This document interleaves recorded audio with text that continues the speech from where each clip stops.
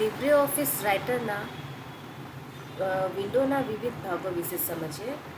આ રાઇટરનું ઇન્ટરફેસ છે. પ્રથમ લાઇન જ્યાં ટાઇટલ 2 લખેલું છે તેને શીર્ષક પટ્ટી અથવા તો ટાઇટલ બાર કહેવામાં આવે છે. શીર્ષક પટ્ટી રાઇટર વિન્ડોની ટોચ પર સ્થિત છે. તે હાલમાં ખોલેલા દસ્તાવેજનું શીર્ષક દર્શાવે છે. દસ્તાવેજના નામનો અર્થ ડિસ્ક પર સાચવાયેલ દસ્તાવેજનું ફાઇલનું નામ છે. નવા દસ્તાવેજ માટે તે શીર્ષક અનટાઇટલ એક્સ બતાવે છે.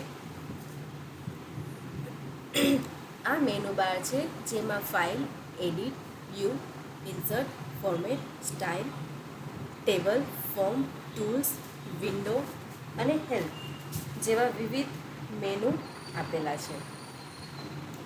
ત્યાર પછી સ્ટાન્ડર્ડ ટૂલબાર છે જેમાં new, open, save, export directly as PDF, print કરવા માટેનો option, toggle print preview, paste, clone formatting, table insert કરવું, ઇમેજ ઇન્સર્ટ કરવું, ચાર્ટ ઇન્સર્ટ કરવા, ટેક્સ્ટ બોક્સ ઇન્સર્ટ કરવા જેવા વિવિધ ટૂલ્સ આપેલા છે. ત્યાર પછી આ ફોર્મેટિંગ ટૂલબાર છે. ફોર્મેટિંગ ટૂલબાર પર તમે જોઈ શકો છો સ્ટાઇલ્સ અને ફોર્મેટિંગ કરવા માટેના ટૂલ્સ આપેલા છે. જેમ કે ફોન્ટના સ્ટાઇલ કેવી રીતે હોઈ શકે તેના માટેનો એક વિન્ડો છે. ફોન્ટની સાઇઝ માટેનો એક વિન્ડો છે. બોલ્ડ, ઇટાલિક, અંડરલાઇન જેવા યુઝફુલ ટૂલ્સ આપેલા છે. આ જે વચ્ચેનો પાર્ટ છે તે વર્કિંગ એરિયા છે.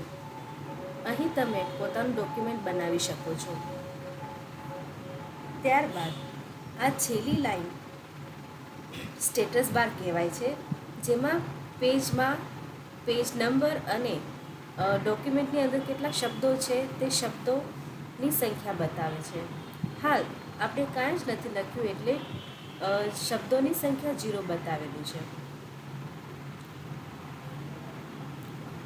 હું એક લાઈન લખું જેનાથી તમને વધારે સમજમાં આવશે.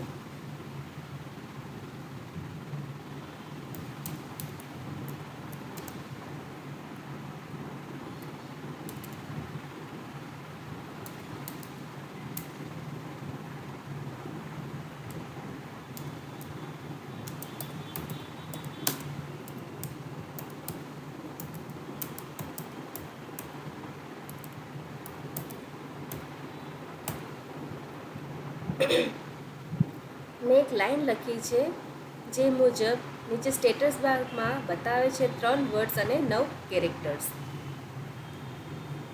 ત્યારબાદ અહીં ઝૂમ ઇન અને ઝૂમ આઉટ જેવો ઓપ્શન આપેલો છે. આ સાઇડ બાર છે. સાઇડ બારમાં property, style, gallery, navigator, page, star inspector, manage changes, undock, close slide bar, customisation જેવા ઓપ્શન્સ આપેલા છે. આપણે આ સાઇડ બારને ખોલીએ અને બંધ કરી શકાય છે. અહીં ઉપર દર્શાવેલા 3 બટન ક્લોઝ, મેક્સિમાઇઝ અને મિનિમાઇઝ છે.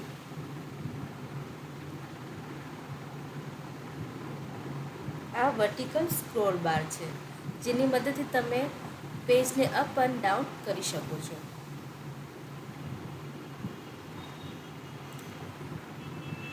Thank you for watching.